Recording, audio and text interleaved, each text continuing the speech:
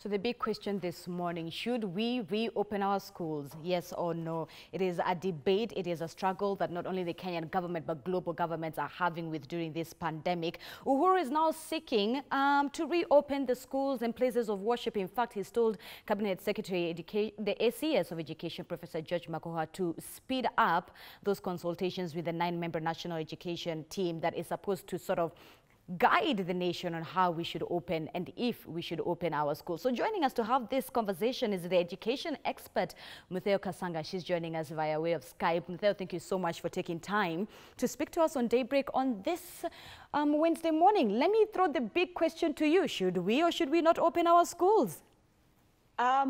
Good morning, everyone. This is quite a hard question, I believe, that the government is sitting on. And as Kenyans who are having to go through and live through an event that never in our history have we ever lived through, this is truly one of those things where you feel for the president and the cabinet secretary. They are sitting between a rock and a hard place. But on this, I sort of agree with the cabinet secretary that it is a ministry of health. We are dealing with a health pandemic. Right. For once, we are not the experts as educationists. For once, we are not the experts. We are not the ones who know what needs to be done when it needs to be done. And given that it is a global pandemic, we have only one advantage here.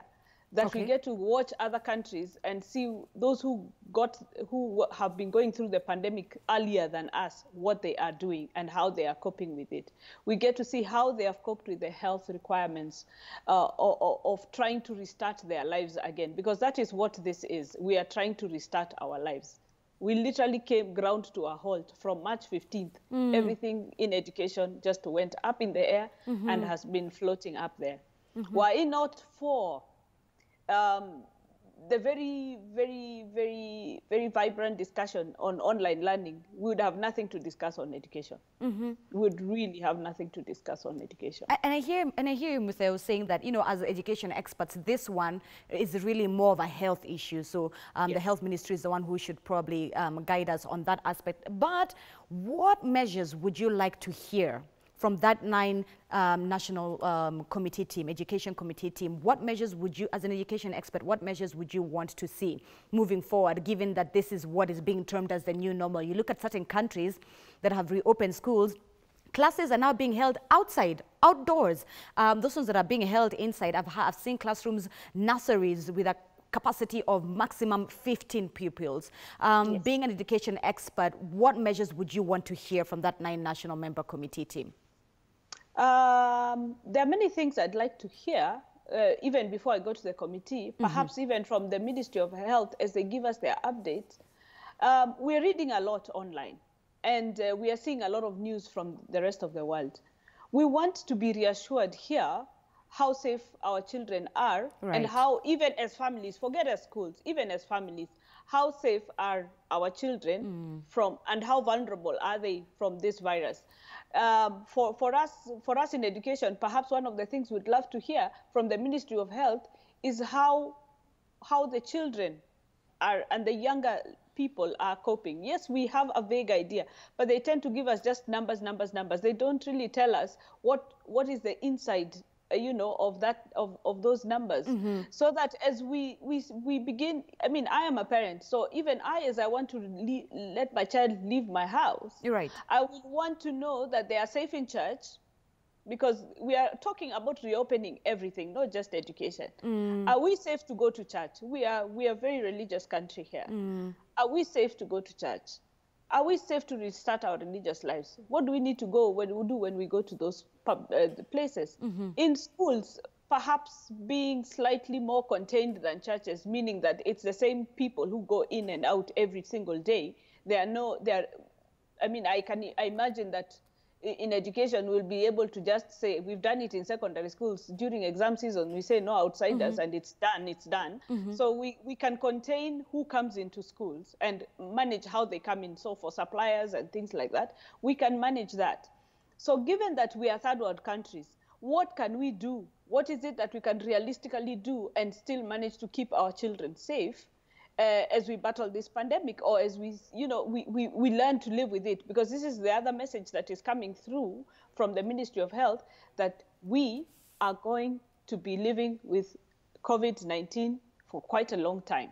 So what is it that we need to do as a third world country? Are we able to do 15 students per class in Kenya? Right. Are we able to? So if we can't, what other alternatives does the Ministry of Health suggest that we do? Because we have to ensure that every child has access to education. We have to make sure that every child has access to good education. We cannot then start saying we will deny some kids access to education, or, we have to think within what we have, not according to, some European standards that we know we don't have the infrastructure for. And that's the thing, Ms. Mutheu, that's where I wanted us to lead this discussion. The fact that you say that what can we do right now and what's our reality, even as being a third world country. Here's the thing, we could say that we can have classroom learning happening outside, but do we even have the infrastructure for that? Exactly. What would, if you think about the children in Turkana, for them, obviously, unfortunately, the sad reality is that they're used to reading outside of classrooms, but can the same happen in Garissa? Can the same happen in Mombasa, Kisumu, Nairobi? Do our infrastructures already allow us to live the new normal? We do have an idea what it takes to protect an adult who has to go about his day-to-day life. We know that we have to, like now, every single research out there has now been categorical that our face mask does prevent the spread of the virus. Yes. We do know that social distancing works. We do know that regular hand washing is the most recommended. That was the first thing when this virus came that was clear that we have to do. So for us in schools, one of the things we have to make sure we have is adequate water supplies. Right. And as we speak right now, the Ministry of Education is actually doing an audit of water sources for all schools countrywide, all education institutions, be they universities, be they, to the lowest level nursery school, because that has been proven to be the first line. Then all the other measures come after that. If you remember when we started the pandemic, it was hand washing, and you still see it everywhere across the world, from America, from the UK, from the Europe, UK, you see it is hand washing all the way to Russia, everywhere across the world. Hand washing is the agreed upon first line of things we must do. So right now, we can already see the Ministry of Education doing an audit of the water supplies in our schools. So as you can see, there are good steps in the right direction doing that audit to check what our water situation in our schools is, even before we start going into infrastructure and all the rest. I believe so far, the Ministry of Health and the Ministry of Industrialization and the private sector players in industry have really come up strong to ensure that Kenyans have access to masks.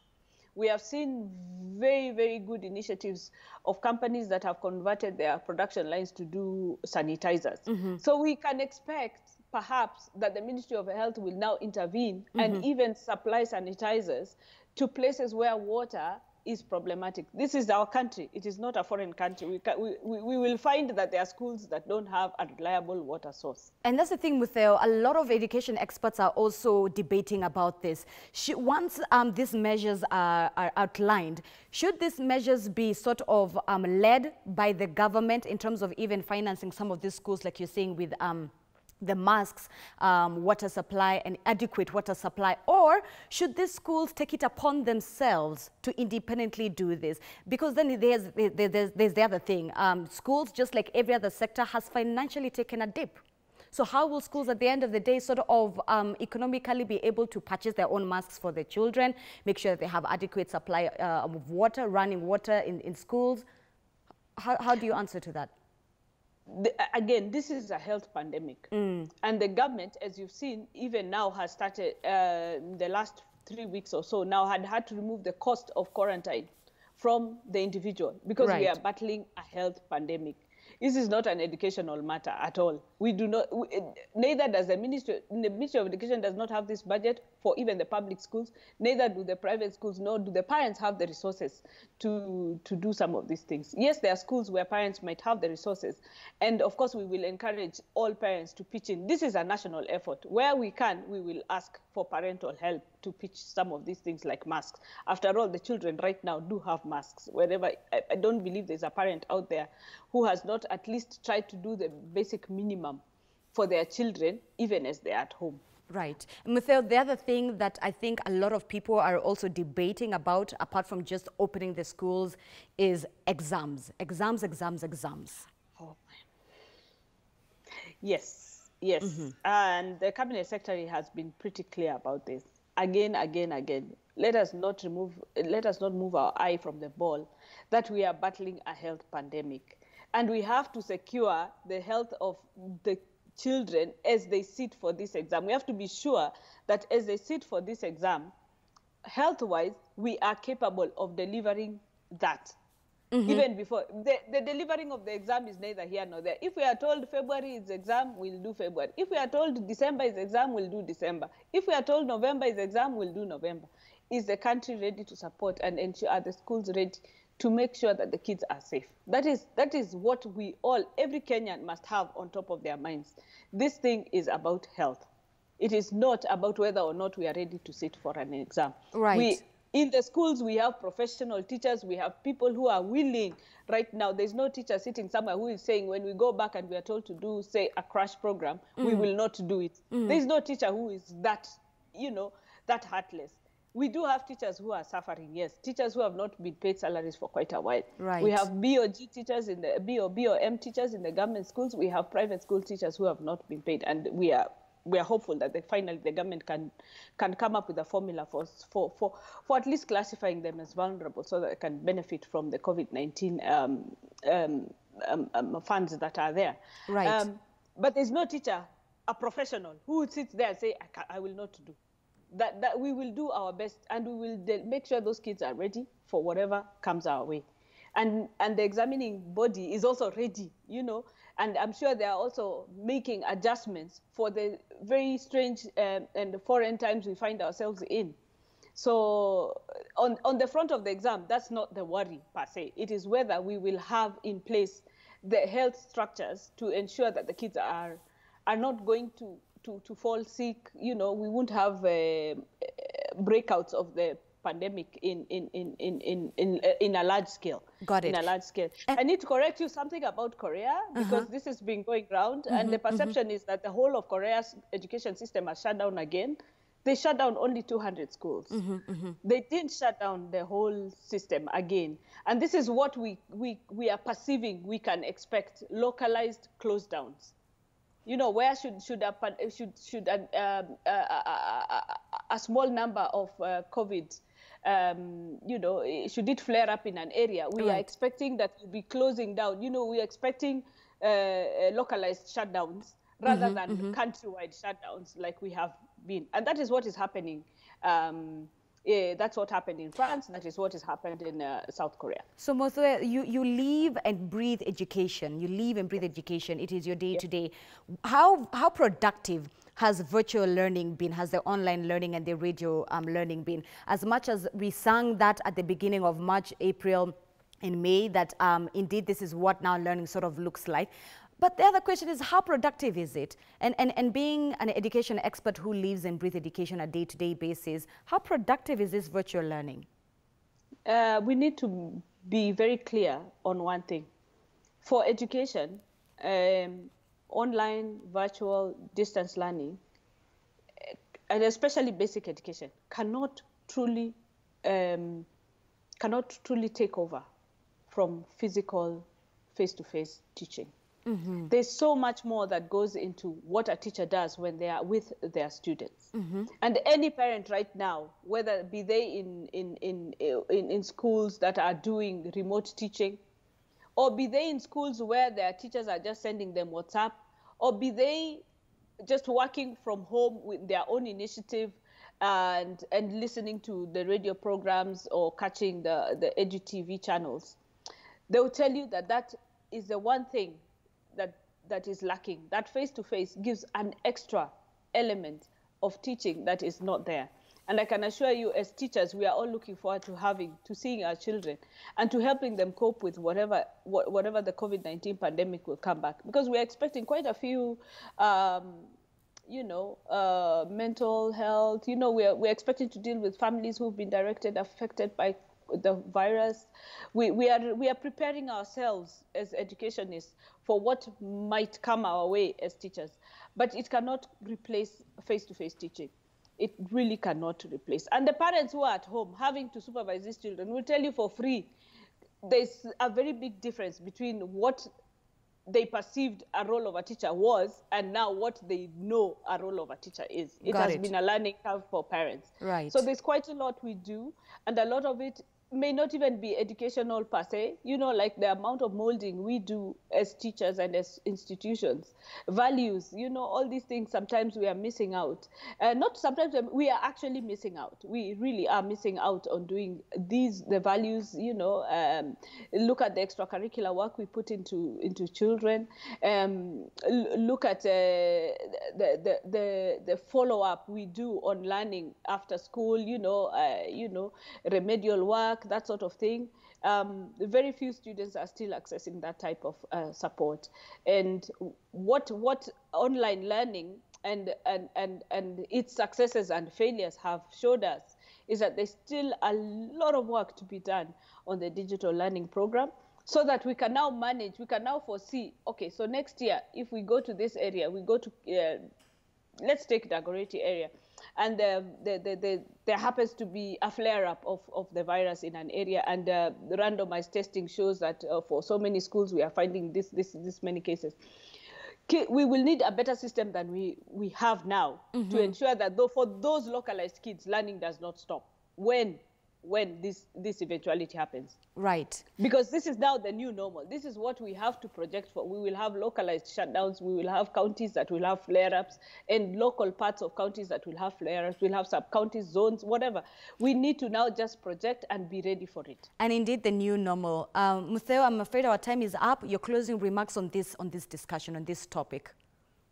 As educationists, we are ready to work with the Ministry of Health to do the utmost we can within whatever structures we have. We are Kenyans, we are not foreigners. We don't run foreign schools. We just have Kenyan kids, to ensure that the Kenyan kids and the human beings who work in those schools, the teachers, the staff, are all safe. So we are all ready, and we eagerly await the report from the Education Committee on COVID-19, and keep the kids engaged, stay safe while we await what comes our way. Right. Thank you so much, Mutheu. that is Mutheu Kasanga, who for her, she says, opening of schools is not the bigger question here, but more so, do we have adequate water supply? The safety of our children is the bigger issue here. And of course, delivering exams is also not a do or die, but whether we have health structures in place to make sure that all this is possible. Mutheu Kasanga, she is an education expert, just helping us have that conversation. Later on, towards the end of the discussion, we'll be talking to Mukami Mutheu, another namesake of hers. But with Mukami Mutheu, we'll be talking about now early learning. What happens to those who are between the ages of 1.5 to 3.5? How do you keep those minds sort of occupied, different from the other people? So we'll be discussing that later on. But when we come back from this short commercial break, here's the thing: no war, no recession, not even any previous pandemic, not even this this flu, the Spanish flu, yes, not even the Spanish flu had this same effect that we're about to discuss on climate change that we've seen from the pandemic. What do I mean by this? Pick any world-shaking event of the 20th century. We have not seen carbon emissions reduced like it has done in the past few months alone. According to the International Energy Agency, that rather says that this year alone, we as humanity will not use, or rather will use less than 6% of what we are used to in terms of carbon. What does that mean? Let me put it in perspective to you. That's energy of India. India alone as a country. That 6% equated to energy in India alone. So we'll be coming back to have this conversation with John Kioli, who will be joining us via way of Skype, how COVID-19 has had an effect on our climate change. See you in just a bit.